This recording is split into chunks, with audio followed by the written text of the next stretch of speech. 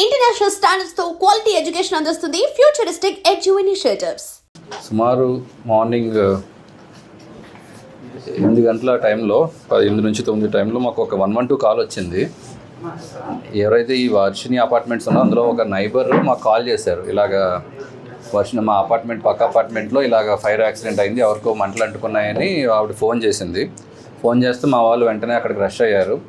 Rush అయ్యి అక్కడ ఏం జరిగిందో చూడగా అక్కడ ఒక 53 సంవత్సరాలు ఉన్న ఒక ఆడావిడ చనిపోయి ఉంది due to burn injuries.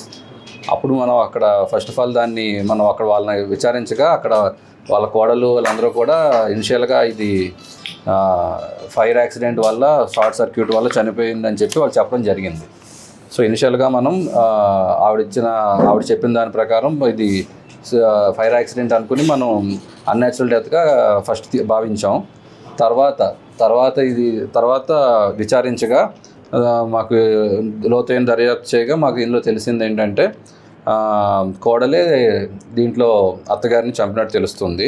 So వివరాల్లోకి వెళ్తే కనుక ఇందులో మాకు కంప్లైంట్ ఇచ్చిన ఆయన ఇందులో ఎవరైతే అక్యూజ్డ్ ఉన్నారో ఆవిడ భర్త జయంతి సుబ్రహ్మణ్యం.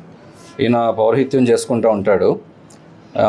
ఈయన మనకి కంప్లైంట్ ఇచ్చారో ఆయన కంప్లైంట్ మీద మనం కేసు రిజిస్టర్ చేయడం జరిగింది. FIR number 495/2025 under section 103 of BNS. So ఇందులో ఆయన కంప్లైంట్ కంటెంట్స్ ఎలా ఉన్నాయంటే వాళ్ళ మదరు 63 ఇయర్స్, ఆవిడతో పాటుగా ఆయన భార్య జయంతి మరియు 2 పిల్లలు, వాళ్ళకి ఒక బాబు ఒక పాప. బాబు వయసు 10 సంవత్సరాలు, పాప వయసు 8 సంవత్సరాలు కలిసి జీవిస్తూ ఉంటారు. ఇందులో ఇలా ఉండగా ఈ భార్యకి వీళ్ళ ఈయన మదర్కి పడుతూ ఉండేది కాదు, ఆవిడ సూటుపూటి మాటలతో అంటూ ఉండేదని, దానివల్లే చంపి ఉండొచ్చని ఆయన కంప్లైంట్ ఇవ్వడం జరిగింది.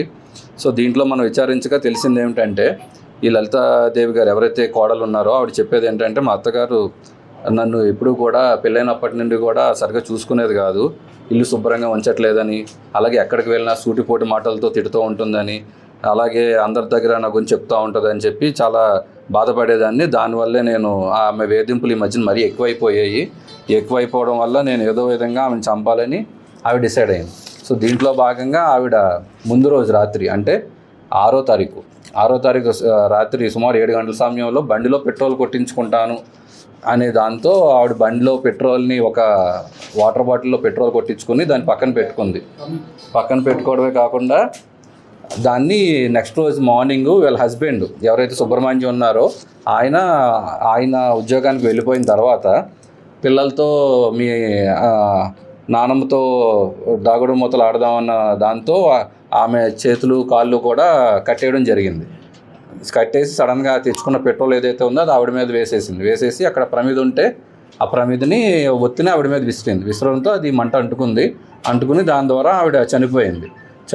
ఆవిడ వెంటనే ఈ చనిపోతున్నట్టే అదే మంటలు కాలుతున్న టైంలో చిన్న పాప కదా తెలియక దగ్గరికి వచ్చింది.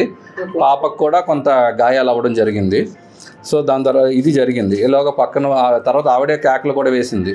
దీంతో పక్కింటి వాళ్ళు వీళ్ళందరూ వచ్చాక ఆవిడ ఇలాగా టీవీ షార్ట్ సర్క్యూట్ అవ్వడం వల్ల వైర్ షార్ట్ సర్క్యూట్ అవ్వడం చనిపోయిందని ముందుగా చెప్పింది మనకి.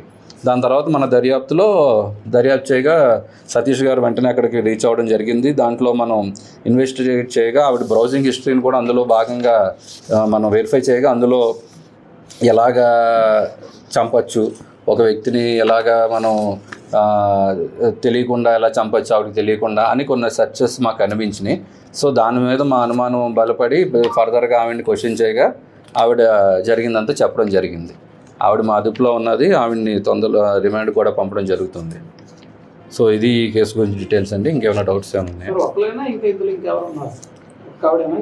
ఒక్క ఆవిడేనండి. ఆవిడ మాకు చెప్పడం అయితే ప్రస్తుతానికైతే ఆవిడే తనకి ఏదైతే సంవత్సరాల నుంచి ఆవిడ బాధలు పెడుతుందో హింసిస్తుందో దానివల్లే నా మనసులో బాధ పెరిగిపోయి నేను ఆవిడ మీద కక్ష పెంచుకుని చేశానని చెప్పడం జరిగింది. యాజ్ ఆఫ్ నౌ అయితే ఆవిడే ఇది చేశానని చెప్తుంది. చెప్పిన దాని ప్రకారం మన ఇన్వెస్టిగేషన్లో కూడా అతన్ని కూడా మేము వెరిఫై చేస్తాం. యాజ్ ఆఫ్ నౌ అయితే ఆయన ఇన్వాల్వ్మెంట్ లేదండి. ఆవిడ మన ఓల్డ్ గోసాల పెట్రోల్ బంక్ దగ్గర పెట్రోల్ కొట్టించుకున్నట్టు చెప్తున్నారు. సో ఈ బాటిల్లో పెట్రోల్ అనేది ఇప్పుడు చాలా మటుకు నిషేధించారు, మళ్ళీ మొదలవుతుంది. దాని మీద ఏమన్నా మీరు పెట్రోల్ అనేది ఇప్పుడు డేంజరే. సో దాన్ని అయితే మేము స్ట్రాంగ్గా ఖండిస్తున్నాం. అలాంటివి తీసుకోకుండా ఉంటే better. But we cannot eradicate it. దాని ప్రజల్లోనే వాళ్ళే దాన్ని ముందు తీసుకోవాలి. యా.